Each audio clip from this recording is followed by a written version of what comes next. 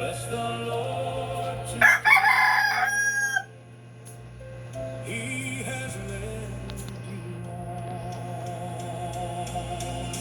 Bless the Lord today.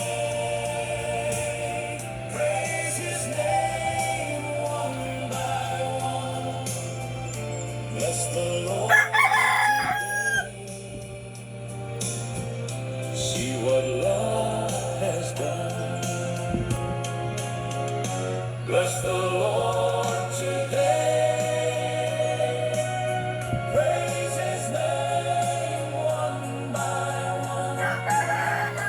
Bless the Lord today. See what love has done. Bless the Lord today. Praise His name one by one. Bless the Lord today. See what love has done. Bless the Lord today. See what love has done.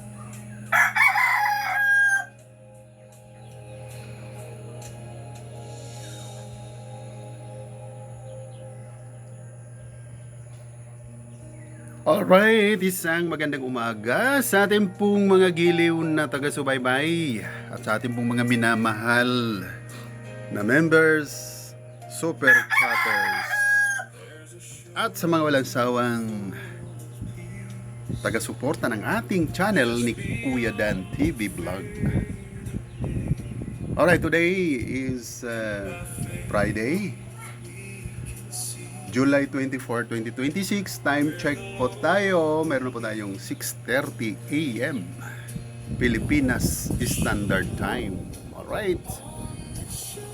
Alright, ang babahagi po sa inyo ngayong umaga, ngayong pong araw, ay magla-last vlog muna tayo dito sa ating munting kabukiran. At bahagi po ng ating adventure dahil po ang inyong lingkod ay ngayong araw naka-schedule for travel to Manila.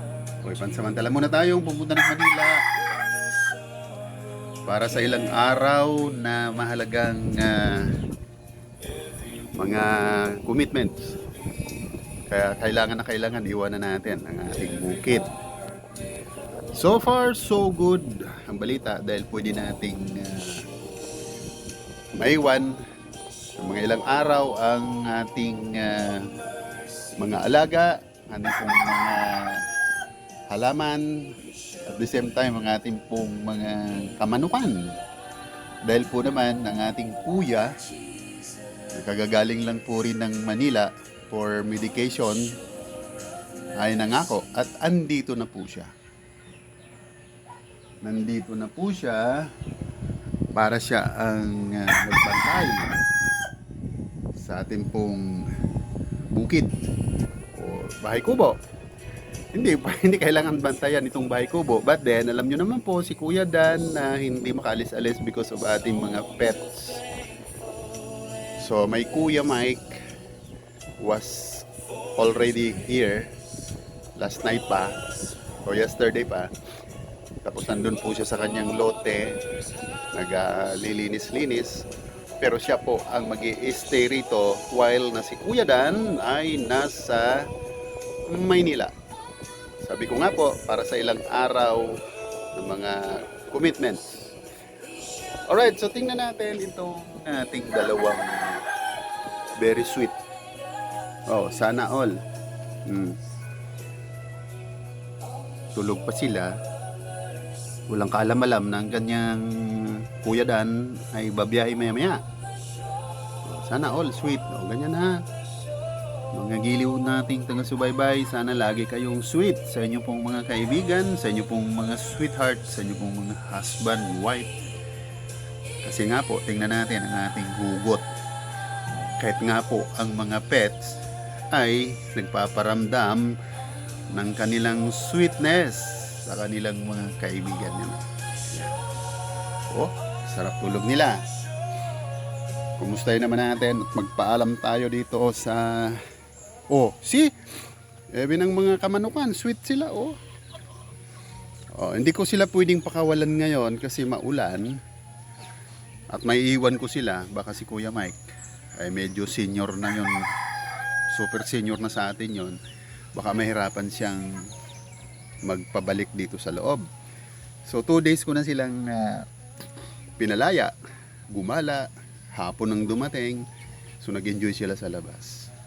So ngayon medyo maulan, hindi natin pwedeng pakawalan sila. O, di ba? Sweet din sila, oh. So, sana all. So, sa ating pong mga giliw na taga-subaybay, na mga human beings dyan, be sweet. Be sweet. O be sweet with your loved ones. Yan na lang po ang susi ngayong magulong panahon. Yung love and sweetness with your loved ones. Siyempre, yung mga mahal nating halaman, maiiwan natin ng mga ilang araw. Ayan, oh. O, di ba? Siglang-sigla. Talaga naman. She's may rambutan. Okay? And nag-iwan po tayo ritong pausok.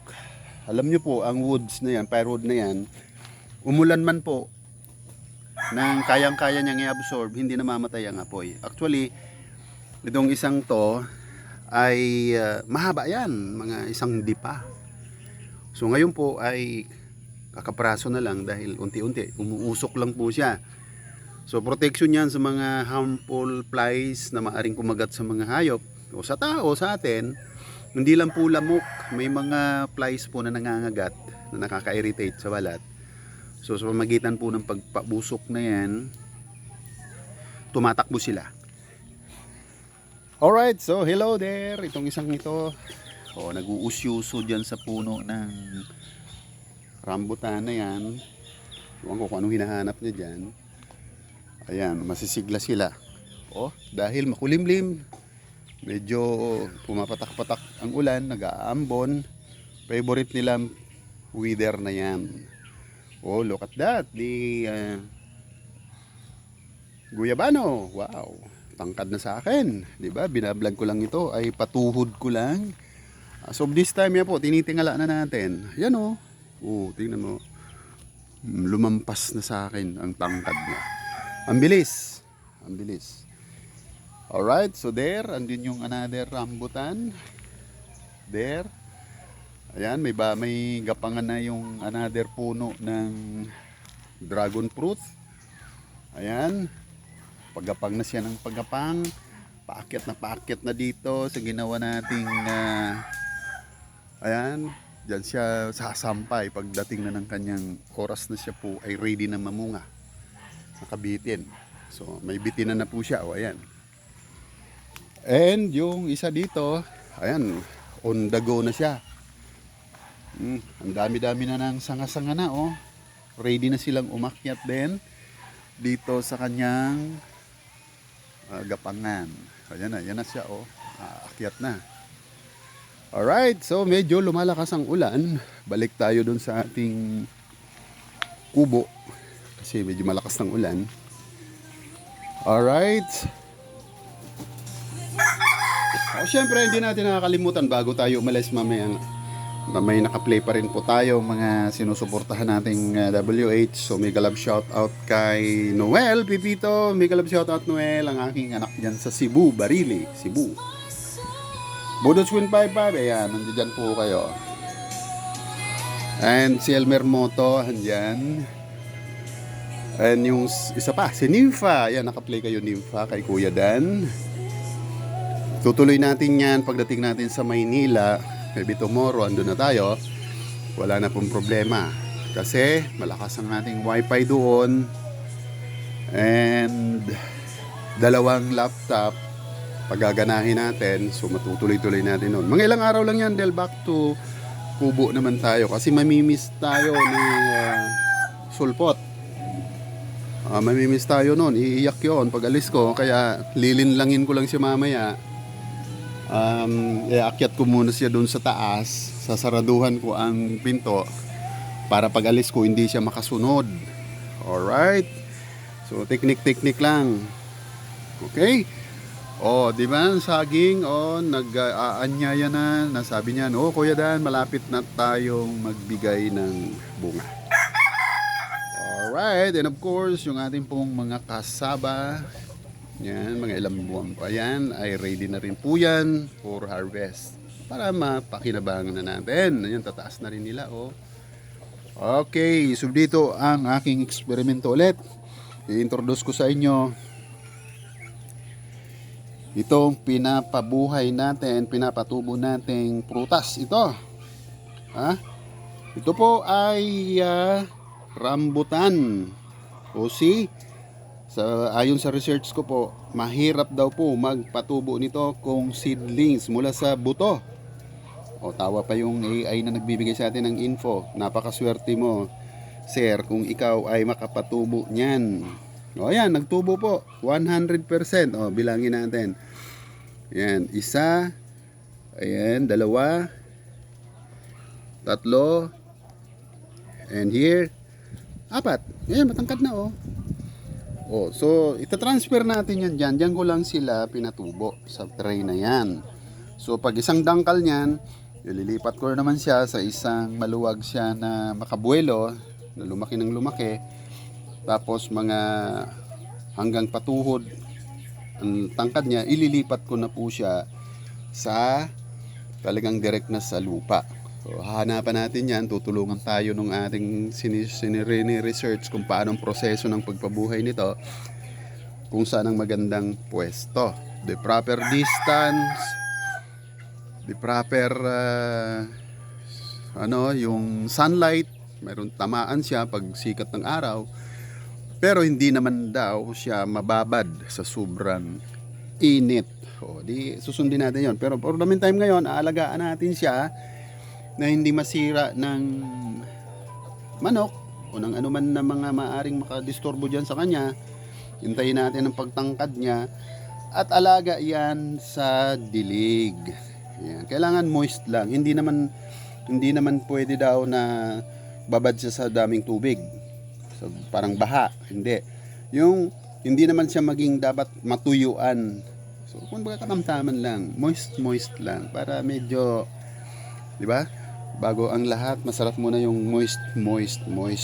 Kailangan moist lang daw. Yan ang tipo ng rambutan. Alright. Muli, ang inyong pong lingkod. Umabot na naman po tayo sa tamang oras ng pag-vlog. Kasi po, direct po yan. Wala pong edit yan. Okay, dito sa akin pong kinalalagyan sa probinsya ng Albay, medyo itaas-taas natin ang camera bago tayong paalam kasi wala tayong damit pantaas. Ang inyong pong lingkod, Kuya Dan TV, ay muling magpapaalam pansamantala para po kayo ay muling imbitahan sa mga susunod nating pagbabahagi ng ating adventure. Alright, mega love shoutout sa ating pong mga members, super chatter at sa mga walang sawang sumusuporta kay Kuya Dan TV. Alright, Dan TV Vlog is now signing off. Alright.